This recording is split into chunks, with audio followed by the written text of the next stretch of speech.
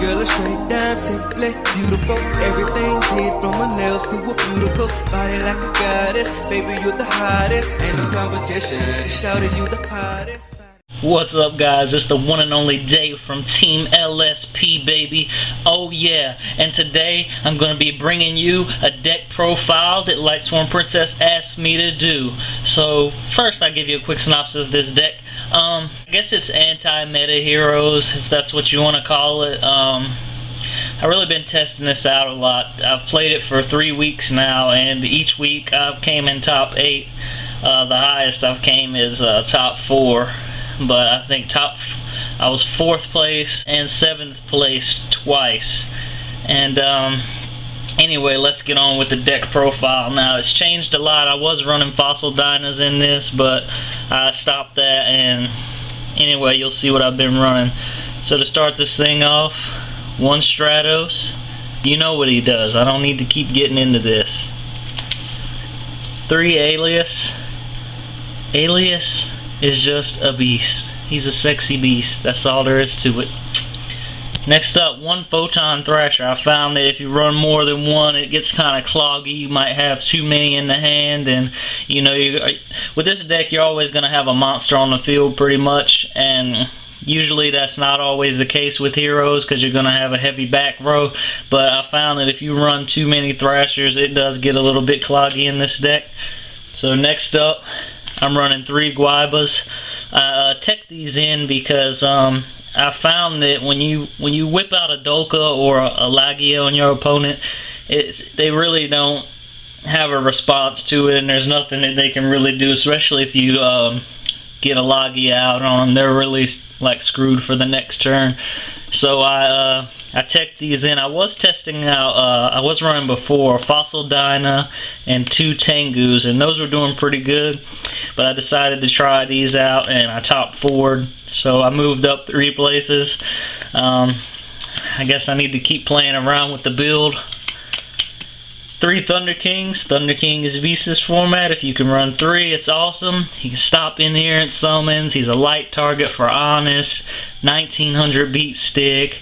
Blah blah blah. I can keep going on and on all day. But here's a tip, guys. I've seen a guy try to do this. He had E-Call and Duality in his hand. He summoned Thunder King. I was like, why did you just do that? Why didn't you use your other cards first? But that was his call. He did what he wants to do. I teched 1 Spirit Reaper in there just to give you some time if you don't have any other answers to anything, and you know, you can always poke your opponent if you have to, and they really can't drop gores on you. I mean, I poked a guy once for 300 and made him discard his gores. It was so funny. Grand Mole. Let's stop and admire the awe for a second. Look at that thing, man.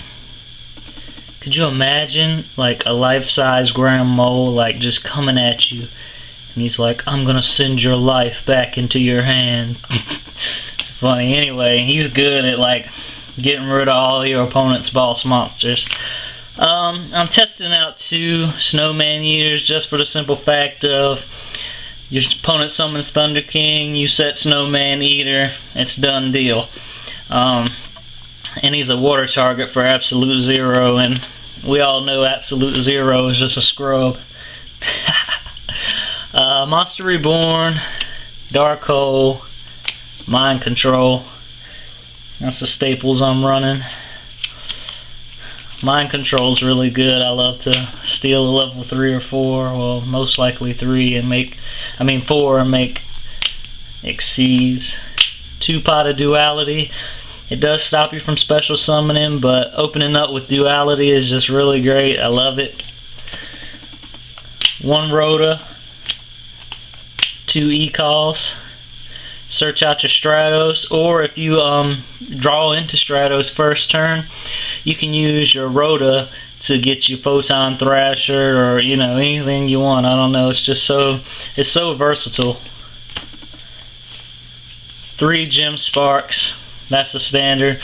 I'm also running Hero Blast, so if I wasn't running Hero Blast, I would probably only run 2 Gem Sparks for consistency, but since I'm running 2 Hero Blasts, that kind of helps out. It increases your chances of getting Alias back. 3 Miracle Fusions, just because Miracle Fusion is an awesome top deck. It can turn the tides of a battle. 2 Forbidden Lance, because we all know that Forbidden Lance and Guaiba is a historic and awesome orgasmic combo. And also Forbidden Lance is really good this format, because you have these trap heavy decks. They're just like, oh, I'm gonna do this, oh, you know what, you do that, I'm gonna do this. They have like so many answers, and Forbidden Lance is just there to give them, you know, a big fuck you. Next, I'm running 3 Compulses. This is like one of my favorite cards in the deck, because Compulse is just so versatile. I can bounce your monster, I can bounce my monster. Oh, you just got Shockmaster, oh no, I'm gonna send him back to the hand. It's really great against everything, you know. You need to bounce your Stratos back, then do it. I mean, there's just all kind of answers, and Compulse is there to help you. 2 Bottomless, because Bottomless is really good against monsters with 1500 or more attack, and you don't have to pay 2000, and you remove them from play. What can be better than that? 2 Hero Blast, we already talked about that. 2 Starlight Roads. People have told me, Dave, I don't know why you keep running 2 Starlight Roads. You want to know why? People torrential me, people heavy storm me, and I get a Stardust out every game almost. Like, every game you get a Stardust out. Yeah, he's only good for 1 negation, but that 1 negation can turn the tides of a game. And then finally, I'm running the Solemn Brigade. I really hate paying 2000 for Solemn Warning, and I've been thinking a lot about Chaos Trap Hole, thinking about getting 3 of those, because it's like a beefed up Solemn Warning, and it just wrecks Chaos Dragons. Like, they have no answers to a Chaos Trap Hole, so I've been thinking about running that in the side deck at least. That's the deck profile. Going to the extra deck really quick. Space in this thing was hella limited, so you already know all the light targets. We gotta run 3 Shinings. Shining is awesome. You know what he does. He just sucks against Raikou. I hate when that happens. 1 Gaia, because you're running Grand Mole, Earth targets. 1 Great Tornado. And we're going to be running 2 Nova Masters. And the reason for running 2 is because you got the Guaibas, and nothing is better than going into a Doka or Lagia. Sorry for stuttering there, guys, but going into Doka or Lagia and then using Miracle Fusion to banish the Guaiba. It's just so great, man. Like, your opponent's like, really, man, really? And then, like, you catch them off guard, because when you come out the gate with the Guaiba, they're like, oh, Dino Rabbit, and then they find out you're playing heroes. But anyway, 1 Absolute Zero. I'm running 1 because I just really don't have the room to run another one. Like, it's more likely that you're going to have a Guaiba out on the field or in the graveyard, so you want to just keep this at 1 and run 2 Nova Masters. 1 Escuridao, because you got Spirit Reaper, and if all else fails, you can mind control their monster. 9 times out of 10, it's going to be a dark monster, and he's there to help you out. My Exceeds, I'm running 1 Blade Armor, 1 Heroic Champion Excalibur, 1 Doka, 1 Lagia, 1 Photon Papilla Operative. He's a beast, man. I love him. He should be in everybody's extra deck who has rank 4s in their extra deck.